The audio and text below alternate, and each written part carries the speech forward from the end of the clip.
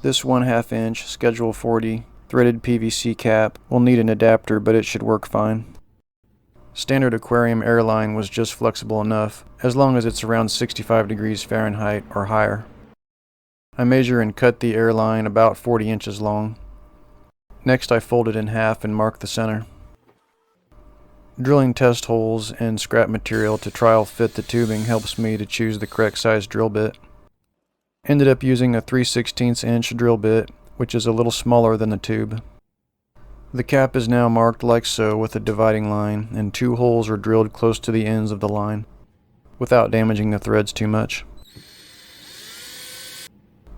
Using a larger bit, the sharp edges of the holes are removed and the burrs are cleaned up.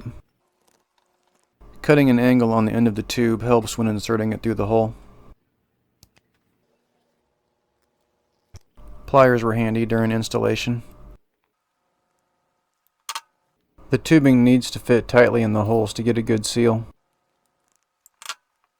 Remember that mark I made in the center of the tube? An opening is cut in the tubing at this point.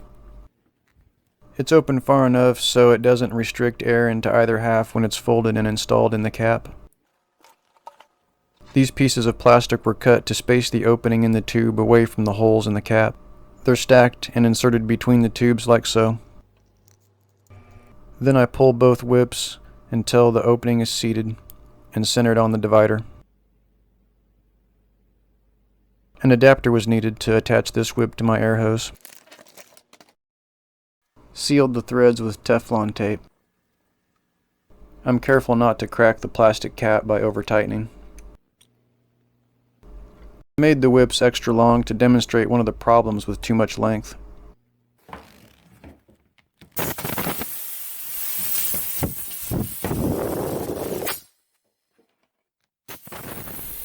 I don't know why this binding occurs, but when my whips of this material are about 18 inches or longer, it tends to happen.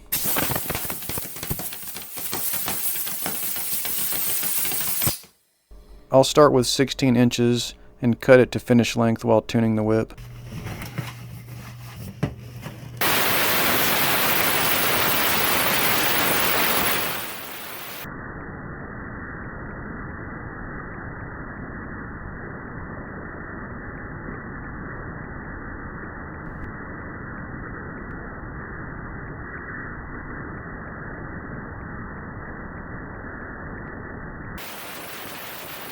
I eventually shortened this whip to about 14.5 inches, a little longer than the width of the duct. The tubing shown here is too stiff to be a good whip.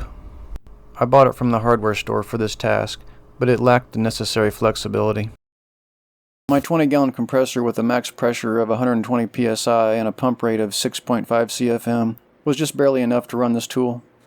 A larger unit with a higher pump rate would be more appropriate.